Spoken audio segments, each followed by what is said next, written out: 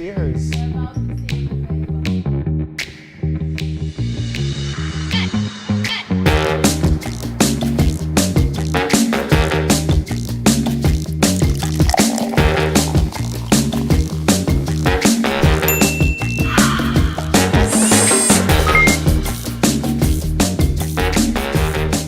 Hey guys, welcome to Tech and Tequila, the show where we interview the smartest funders and founders in India over tequila-based drinks.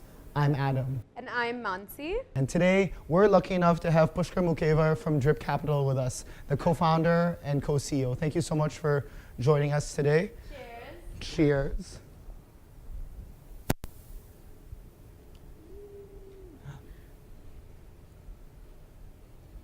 So for everyone in the audience who doesn't know, Drip Capital is an awesome international trade financing startup for SMEs.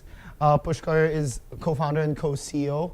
Mansi, why don't you kick us off? Yeah, Pushkar, talk to us a little bit about your journey from your Wharton MBA to being a VC to now starting Drip Capital. What really was the motivation behind Drip and just the beginnings and the foundations of building the business? Sure. I guess sort of during my MBA and after, I was pretty clear that I wanted to move back to India and was also pretty keen to eventually start a venture. Figured sort of transitioning to venture capital would be the right step. Just learn about the ecosystem, sort of be on the other side, understand what it is like to build a startup. I think surprisingly enough, I also learned that I guess venture capital is less about building the startup. It's more about if you find the right management team, then you really don't get involved, right? So it was a lot more about analyzing and advising, not very different than my previous role when I was a consultant in the US.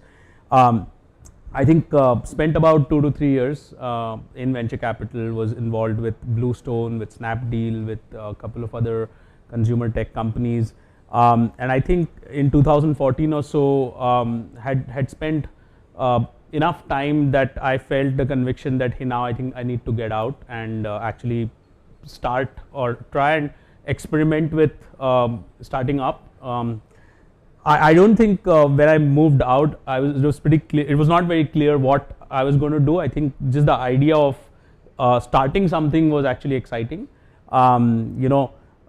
Given my background and my co-founder's background, both of us are computer science grads, with having spent a number of years in finance, we felt fintech was the right domain for us to focus on. And then within fintech, broadly, we're looking at lending. So 2014, when we quit, I think both of us didn't have a clue. We just decided that only after we quit we can actually figure things out, because when you're sort of in a job, it's very difficult to experiment with something, to learn about the customers, or even try and sort of do something. So we quit, and then probably spent the first 2 years experimenting with multiple ideas. My co-founders in the US and I was in India then, so we were shuttling back and forth, experimenting with ideas actually at both ends. And both of us were open to sort of moving to either places depending on what worked out. First year, I think end of 2014, we had tried out 3 different business models. Nothing was working out. 2015, we launched a business in the US targeted towards US small businesses and offering them a financing solution, working capital financing solution. And I think after running it for about 8 months, realized that it's not going to scale up. So the idea of Drip Capital was something which was an evolution of multiple experiments and trying out multiple things in the market. I don't think we set off knowing that this is what we were eventually going to do. I think the idea was just that let's start something, and eventually led to what we do now. So after multiple experiments, you guys did actually finally nail down on a market segment that you had a high level of confidence in, which was Indian SMEs and lending for international trade. Can you tell us a little bit about how you arrived at that specific vertical, and what is it about that space that is a gap? Why do banks neglect that space from a lending perspective? So just before landing on what we do now, which is focusing on Indian SMEs and international trade. We were, as I mentioned, focusing on SMEs in the US, because broadly we believed that the SME lending landscape was interesting because there were multiple ways of offering solutions for SMEs. When it comes to consumer, it's more or less a one size fits all solution. Everybody is using the same data, same algorithm, same kind of analysis. But SME is different. The way you underwrite a B2B SME is very different than potentially how you underwrite a B2C SME, for example. So we were we were targeting US-based SMEs, and there we were offering them a solution for purchase order financing. So basically, the idea was that let's say a small business in the US gets a big break in a large retailer like a Walmart, and they get this massive order. They don't have the working capital to fulfill that order. And the idea was, how do we leverage electronic order data from these large retailers to be able to offer a solution for SMEs. So I think in the process, what we realized was that most of these SMEs were obviously manufacturing the goods in India, China, and when they were using the financing from us, they were effectively paying their vendors in these emerging markets. It was a lot more difficult to acquire customers in the US just because there were a lot of SME fintech companies, all of them pretty much using or leveraging similar channels, so the cost of customer acquisition was high. So at that point is when we started sort of experimenting with, hey, like, why not flip the model and start talking to these Indian SMEs. I mean, India is a market we understand, so that seemed like the natural focus area. So I moved back and I just actually started talking to a bunch of SMEs who were involved in international trade, and I think in the process identified that there was a massive gap. The reason why gap exists, if you think about most small businesses in India, most of the small businesses in India either don't have adequate collateral, or they don't necessarily have, they're not savvy enough to maintain their financial statements in a way which typically banks use to underwrite and assess the risk. And almost every bank in India, when it comes to the small businesses, only offers a collateral backed solution. So only if you have land, property which you can mortgage, only against that you would be able to raise any money. Otherwise, you don't really have an option of being able to raise adequate working capital or any working capital. So that was the genesis of the idea. Obviously, when we started talking to customers, we saw a massive demand, and that's how we launched. And I think that problem has, obviously, it's not a short term, it's not a problem which can be fixed in the short term. I think the gap is massive. Even government is talking a lot about the credit crunch which is affecting the SME segment and encouraging banks to start offering the 59-minute loan scheme. I don't know if you've heard of it, but I think it's like still far from being solved, and yeah, that's where we operate now. So it makes sense that you've identified a gap, because of the number of reasons you stated, whether it's the collateral-based financing model or SMEs not being savvy enough to get the loans. But assuming that your competition in this space, which is something like a bank, right, sees the same kind of gap, what makes your business defensible? So I would say that so two things. One is that one of the other realizations we've had is while operating in this space is that there's a lot of electronic data which gets generated as part of any cross-border transaction. So if you think about it, every consignment which moves out of the country, it has to clear local customs, it has to clear shipping, it has to get on the shipping line, it has to clear foreign customs, any remittance coming in is also something which is tracked. So our entire risk assessment is based on really being able to leverage this electronic data effectively and being able to underwrite or assess the risk of any exporter as well as every transaction we finance, right? I would say banks have historically never looked at any other data besides balance sheet and financial statements and collateral. So I don't think like this has changed over the last many decades, and this data it's not something new, it has been always available. So so that's the first reason where we are focused on alternative data, understanding it, and then leveraging it in an electronic way to assess. I would say the second thing is that banks have a highly manual operating model, and when it comes to these SMEs, each of the transactions we finance is typically a small ticket transaction which has a short duration. So when you think about how a bank operates their high touch manual operating processes, it's just not viable for them to service this segment. And what we see is that most of the banks are looking at, in fact, we are having conversations with banks where they're looking at leveraging our platform to essentially service their customer base rather than trying to build something in-house. So we don't see competition from banks being an issue. I think there can be potentially other startups who look at the same space. But given our cross-border model and the fact that obviously it's been a lot of experiments and learning being in the market, you sort of develop some amount of expertise in that domain.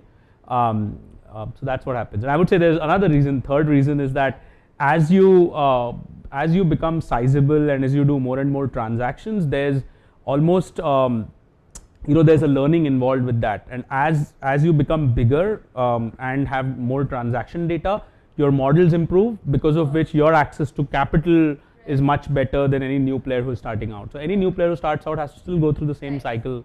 So the data also becomes your moat. Exactly. Definitely. Interesting. Yeah. So would you say, kind of piggybacking off of what you said about banks looking at potentially using your risk assessment model or your platform, would you say like a separate stream of revenue could potentially be like a software as a service for your platform? In the future, yeah. I would say that I think most banks would look at us right now more as a partner to service their SMEs.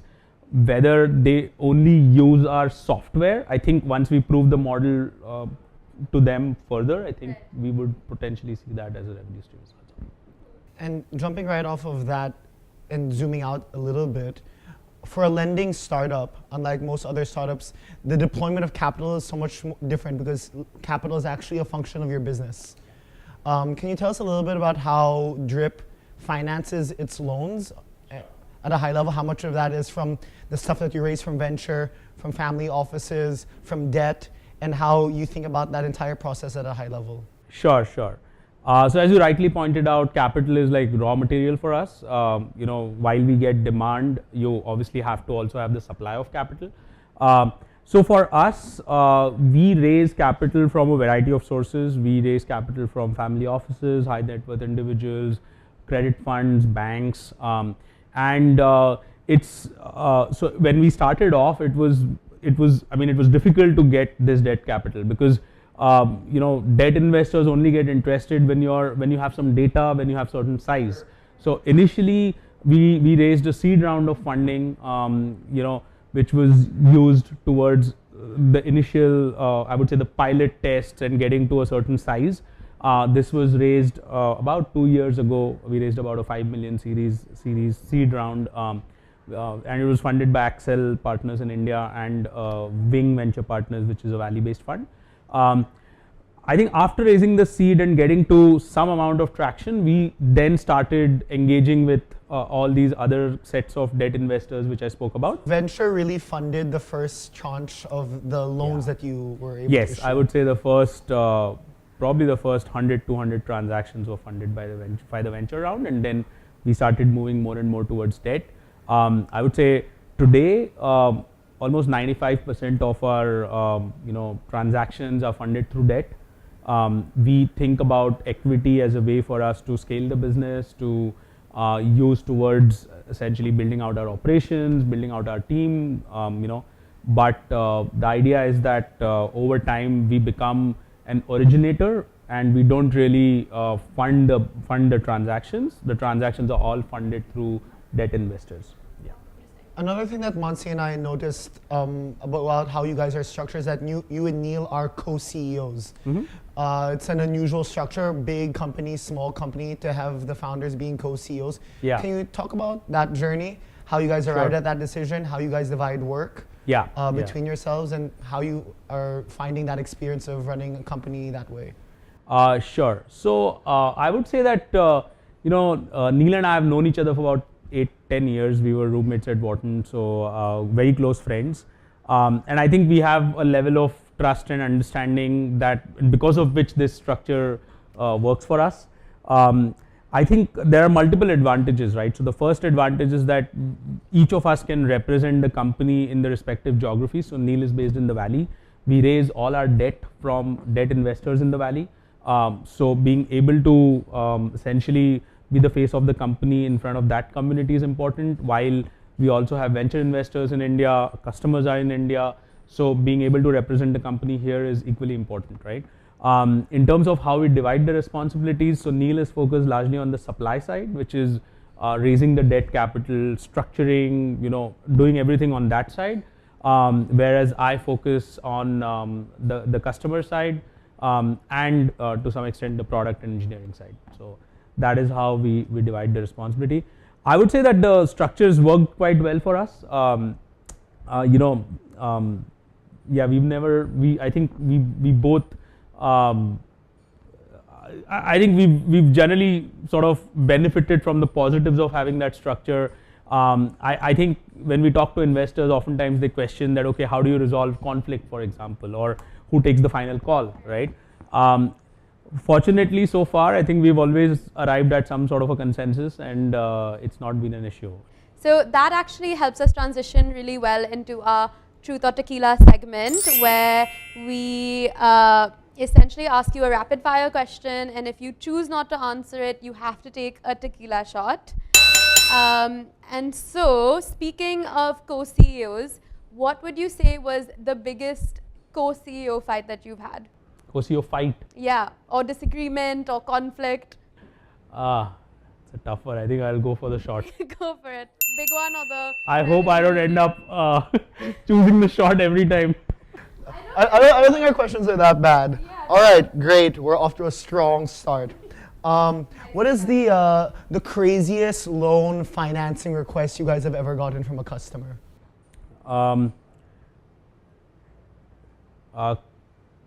Okay, I remember one. So this is like early on, we were still sort of figuring out eligibility criteria as to, okay, which segments or which industry segments do we allow, which segments do we not allow, right? And we decided that, there's a lot of meat exports from India, frozen meat exports from India, and I think we should allow that, right? And we got an application. There was somebody sort of, still like building the tech around this, and apparently the exporter was exporting live sheep to Libya, and and the person was like, okay, we do allow meat, right? So like, yeah, but so that was actually quite funny, yeah. So I think then we explicitly had to put a rejection criteria saying that live animals are not allowed, only dead ones are. That's amazing. It reminds me of that movie, Just Go With It. Have you seen it? No. David has. You should watch it. There's this part where someone pretends to be like a sheep herder, sheep exporter. It's really funny. I am a sheep shipper. Anyway, the next question. What is the strangest question you've been asked at a VC pitch? Strangest question. Okay, I can remember one. So this is, I won't name the VC, this was, but this was a Valley-based VC, anyways, not super relevant. Very well-known VC, and but I think he was pretty disconnected from India, or I guess any emerging market, right? So he he was trying to understand our model, and I think first of all, as soon as we said SMEs and in India, I think he was like, wow, like I mean I don't even know how you do it, right? And I think he was like just stuck up on what happens at the port. Like he just kept grilling us on what happens at the port. Like, don't people steal the stuff? Like, how do you manage that risk? And we were like, there's obviously like the whole business before it, right? And like, how do we assess the exporter? How do we assess the transaction? But he was just like hell bent on spending like the next 20 minutes asking us all kinds of questions on what happens at an Indian port. Like, we don't know, honestly. Can you tell us who your favorite board member is? I think I'll drink to that. Cheers. All right. So between Sequoia, Accel, and Wing, your three sort of big institutional investors, who would you say gives the best advice? I'll take it. I think all of them actually do give great advice, but everybody has their own strengths, right? So Accel is obviously a great tech investor. They are been involved in a number of very successful tech companies. So we feel like their expertise on the tech front generally tends to be, obviously they've been an expert in that domain. Sequoia has had a lot of success in financial services broadly. So just to give you an example, right? Like when we think about growth, right? In a lending business, I guess growth in terms of loan volume or originations is important, but equally more important is your portfolio performance, right? What kind of NPA rates do you have? So when we think about metrics, I think while it's important to monitor what our disbursement volume is or what our growth volume is, it's also equally important to think about how our portfolio is performing. And I think that financial services lens is very useful. So Mohit, who is involved with us, obviously was with Ujjivan and multiple other financial services companies. Wing has a very strong sort of US and global perspective. So Gaurav Garg, who is on our board from Wing, he's been on the boards of over 10 unicorns in the US, right? Over the last like 15-20 years. So very, very senior member in the ecosystem and has that perspective of what it takes to become a very large company. So I would say that all of them in their own ways are. That was so well handled, my man. Very That was like boom, a little bit of everything for each one of them. I love it. Yeah. All right, then our last truth or particular question is: can you talk about the closest or most severe near-death experience for Drip in the journey of the startup, and talk about that moment in your mind? Sure. So I would say that this was probably about 2 years in, So as I said, we quit in 2014. Neil and I both quit our jobs. Neil lives in the Valley. I'm here. Fortunately, I had the luxury of just moving in with my parents when I was like still trying to figure things out. But Neil was still trying to live in the Bay Area while not working, or not having any salary, right? And we know how expensive the Bay Area Exactly. So we had spent a year experimenting with different ideas. Nothing was working out. 1 year in, we launched the US business, which was focused on small SMEs in the US. And that was the time when we went through Y Combinator as well, right? So we went through Y Combinator, and in those 3 months realized that this is not going to scale up, and I think at that point we had pretty much lost all steam, because starting from scratch again to figure out something which works, I think we were almost on the verge of giving up then. I think the next thing we tried started working. I don't know if it wouldn't have worked. I don't know if we would have been doing this. I think we would have been probably doing something else individually, or definitely not doing a startup. So I guess zooming out and kind of wrapping up our truth or tequila round, it would be interesting to hear from you what advice you have for founders who are in that struggle, who feel like they have a great product, maybe there is a problem that exists in the market, but that exact sort of market, exactly as you were saying, the product market fit, maybe they haven't figured it out exactly. So what advice would you have for them as they continue on in this journey? I would say two things. One is just being persistent, because it may take you, you might be able to find an idea which works in like 6 months, or it could take you 2-3 years as well. The only time the startup fails is when you stop trying, right? So any startup founder you talk to, persistence would be the one quality they would highlight as one of the biggest determinants of whether this company became successful or not. The second thing I would say is being able to experiment very quickly and learn from the market, right? Because I think you can be obsessed about an idea, but if you experiment and if you don't take the market feedback, you might be stuck trying out the same thing for too long. So being able to experiment and take the feedback from the market is actually very important. You do need to balance it out with some amount of conviction, because if you believe in the problem, most likely that problem exists. It's just about being able to learn from the market as to what solution works, and sort of continuously experimenting and learning from the market is, I would say, the second thing which you have to do. Always helpful when you have capital to experiment with. Yeah, sure.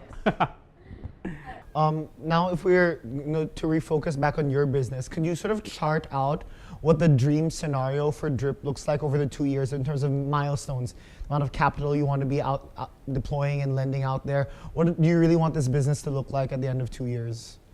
So I think end of 2 years, we are a largely India-centric trade finance business where 95% of our exporters are India or originating from India. So 2 years out, I do expect that to be, we need to be much more global, and we have an opportunity of being a first mover in this space. Like we don't really see a similar player, and obviously not in India, but not even overseas in most of the markets we're looking at. So I would say that we want to be a global trade finance player. In terms of size, want to be 10 times where we are today. That's, I guess, a bit ambitious, but that's what we want to aim for. Awesome. Great. I think that about wraps it up. We always like to end our show with a last shot of advice. if you would like. So we'll all take a shot together, and then I'll distribute the shot a little bit, because that was a lot. did you really pour a big one for him? I poured one medium-sized one and one big one, depending on kind of what you were feeling. So think about that last shot of advice. So we all take this last shot together. Great. Thank you. Adam and I already had a shot before this, so Cheers. we're about the same as where you are right now. Oh, sweet Jesus. Nice. Go for it. Last bit of advice? Last shot of advice. Last shot of advice. Gotta stay on brand. I don't know, yeah, I think one thing which, if I think about what we could have done differently, is just started much earlier than when we did, So I think that's my advice. If you feel like you want to do it, and if you think, if you're questioning whether this is the right time, I think, you should just do it. Like, earlier you do it, the better. So. Awesome. Just do it, guys. Nike did not sponsor this. Oh God. I hate myself already so I much. feel like the tequila is already talking at him. All right. Thank you so much Pushkar. for joining. Cheers. Cheers. Cheers. We're about to